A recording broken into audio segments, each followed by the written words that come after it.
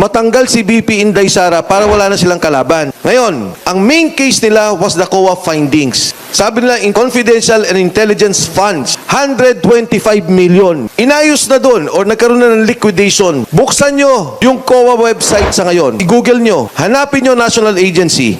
Magkano ang unliquidated, suspended na mga funds of the different agencies? Department of Agriculture, 8 billion pesos. Suspended, unliquidated. DSWD, 10 billion pesos. May investigasyon ba? May hearing ba? May tanggalan ba sa posisyon dahil wala namang impeachment yung secretary? Wala. Department of Health, 9.5 billion pesos. Suspended, unliquidated. Tingnan nyo yung DOH. Nakalagay pa doon about 125 million expired medicines or about to expire. May hearing ba? May pandinig ba? So, pinag-uusapan pa lang natin yung mga ahensya dahil pinaparallel ko yung charges nila against the Vice President against the agencies of government. CHED, Commission on Higher Education, 300 million pesos. Suspended, unliquidated. Sa pangkamalakiang issue, ang dami natin pinag-uusapan dito sa flood control, billion. 1.5 trillion pesos. Delivery, billion.